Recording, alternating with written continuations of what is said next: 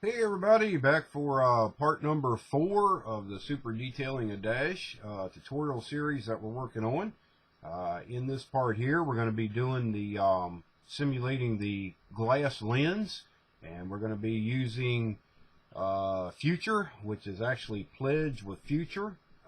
This comes in a big bottle. I get it from Walmart. I think it's about $8, and I'll put it over into this bottle here. And this is a bottle that has little dispenser in the top of it that flips out, but I'm going to show you a little trick on how I go about doing it. And to do this, it's nothing other than having your dash assembly that hopefully you've got it up to the point that this one is now if you're following along with the series. And once you have your dash, just your Future and a toothpick, and we'll pan the camera down here and we'll get started on how easy this is to do to simulate the glass lenses. Okay, let's see if I can zoom in here a little bit on what we're doing. Like I say, I've been trying to keep it so everybody can, see this as clear as possible on the camera. Now, I won't be able to hold this up. Once we get the Future on it, I won't be able to hold it up to show you what it looks like at this stage, but we'll, in part number 4, we'll actually do, or actually part 5. Yeah, it'll be part 5. We'll show you how the Future came out once it dries. But this is the thing that we use the little jig for, that I said make sure that your dash is setting level. This is definitely a good point for that, because you want this to fill up the recess evenly. So you don't want the dash, leaning one way or the other. So make sure it's nice and level. And I've just got it sitting up on 2 of the California hauler tires here. And all we're going to do is take our Future, and in this dispenser that I have here, we're just going to pour some of it over into the cap. And you don't need a whole lot of it. And I'm just going to put it in the cap like that. Set that down. And we're going to take our regular round toothpick and basically just dip it in our Future. And this is not real hard to do. You just want to make sure that you keep the Future within the raised bezel that's on your gauge that we dry brushed in the video before this.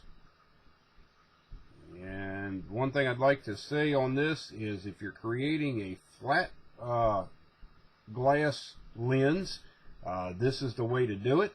If you want to create a concave or a convex lens, you can use the epoxy technique. And I've actually done a video on that. I don't remember if that video is still up or not, but it's a matter of using 5-minute epoxy. And it works very well for creating a convex lens that actually has a outward curve to it. And that is something I did not want to do, because I just knocked my Future over.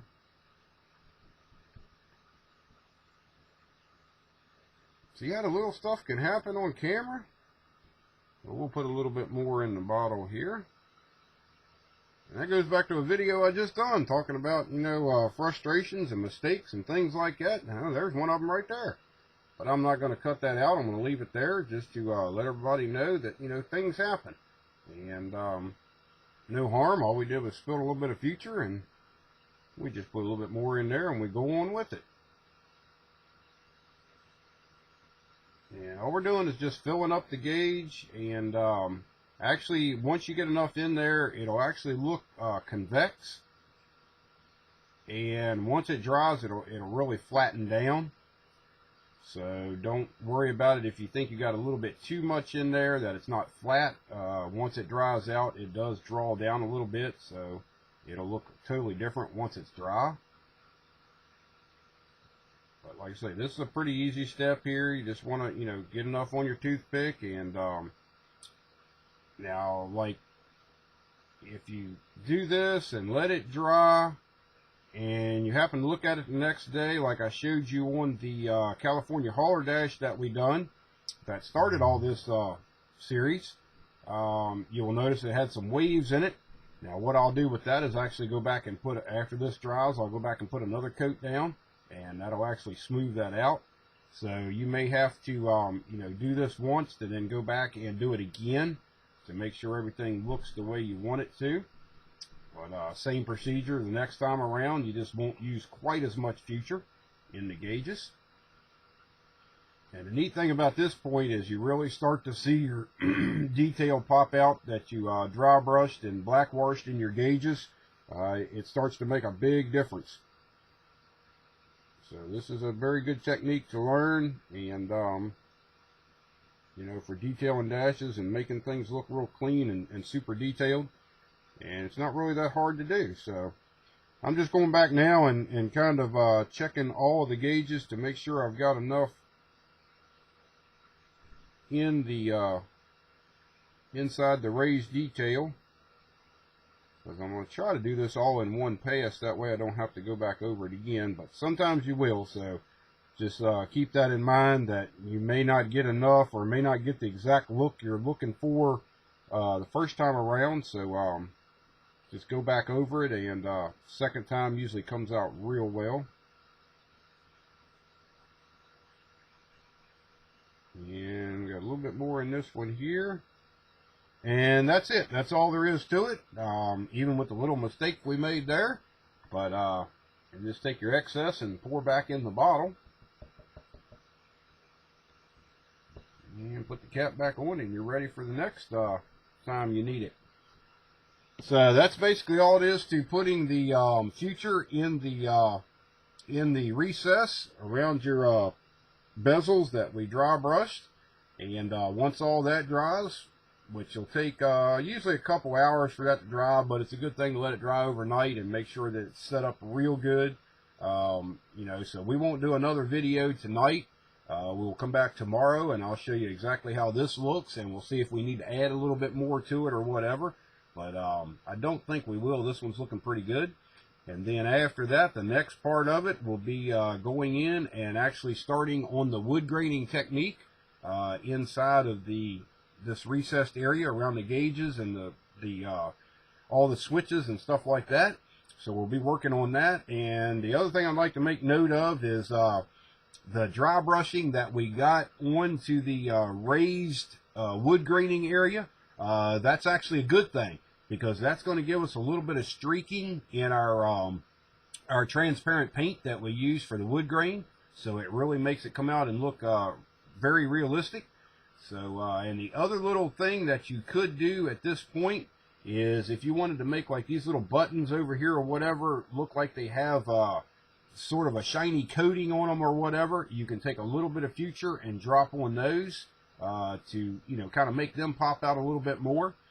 And in fact, what I may do after this video is I may go back in and on these little red, yellow, and orange spots, and maybe these two blue ones here, I might just put a drop of future to look like a convex lens on those, just to kind of give it a little bit more detail. And but nothing different than what we did right there on the gauges. So same technique. So kind of look around at what you have and see if that's something that you'd want to do on your dash.